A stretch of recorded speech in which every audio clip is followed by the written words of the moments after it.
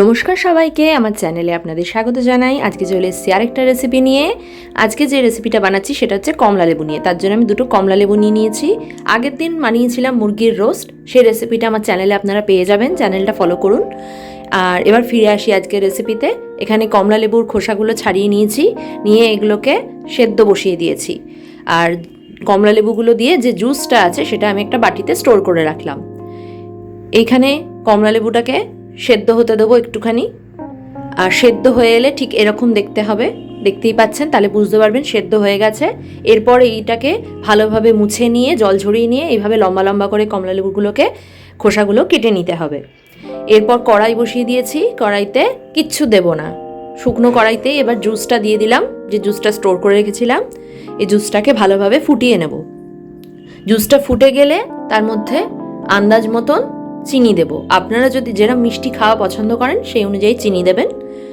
এবার চিনিটা দেওয়ার পর এটাকে জুসটা যখন আরেকটু ফুটিয়ে নেব, তারপর তার মধ্যে যে কমলা লেবুর খোসাগুলো রয়েছে সেগুলো একে একে দিয়ে দেবো আরেকটু সেদ্ধ হওয়ার জন্য। এগুলো যতই সেদ্ধ করুন না কেন সেটা ভেঙে যাবে না। আর আমরা এতদিন কমলা লেবুর খোসা সাধারণত ফেলে দিয়েছি, না তো রূপচর্চার কাজে ব্যবহার করেছি।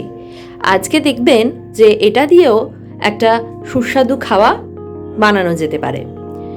এরপর আমি যে ভেলিগুড় আনিয়ে রেখেছিলাম সেই ভেলিগুড় 2 চামচ এর মধ্যে দিয়ে দিচ্ছি।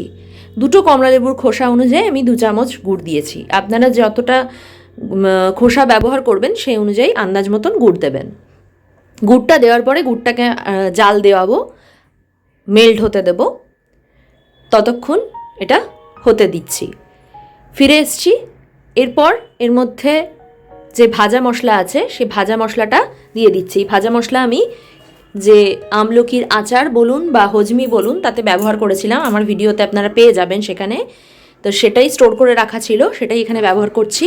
করে এটাকে একটুখানি গা মাখা মাখা হতে দেব। যেই একটুখানি গা মাখা মাখা হয়ে আসবে তখন এটাকে গ্যাসটাকে বন্ধ করে দিতে হবে। দেখুন হয়ে গেছে গা মাখা মাখা। এবার এটাকে একটা জাল যে ঝুড়িগুলো হয় সেই ঝুড়ির মধ্যে আমি এক এক করে তুলে সাজিয়ে নেব। আপনাদের কাছে যদি বেতের কুলো থাকে সেই কুলোতে আপনারা এভাবেই সাজিয়ে নিতে পারেন। আমার যেহেতু ছিল না তাই জন্য আমি এই জাল ঝুড়িটাই ব্যবহার করেছি। এবার দেখতে পাচ্ছেন এইভাবে এক এক করে তুলে তুলে একটু জায়গা রেখে রেখে সাজিয়ে নেবেন। আর তারপরে দেখতেই পাচ্ছেন কি সুন্দর দেখতে হয়েছে। আপনারা এটাকে একদিনের জন্য এটা রোদে দিয়ে দেবেন। রোদে দেওয়ার পর এটাকে যে কন্টেনারগুলো হয় এয়ারটাইট কন্টেনার, সেই কন্টেনারে রেখে দেবেন। তারপর সময় হলে নিজেদের ইচ্ছে মতন খাবেন।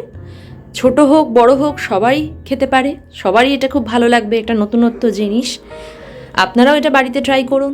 কেমন লাগলো সেটা আমাকে কমেন্ট বক্সে অবশ্যই জানান। আর আমার চ্যানেলটাকে অবশ্যই ফলো করবেন, লাইক শেয়ার অ্যান্ড সাবস্ক্রাইব করতে একদম ভুলবেন না। দেখা হবে খুব শিগগির একটা নতুন ভিডিওতে। ভালো থাকবেন ততদিন।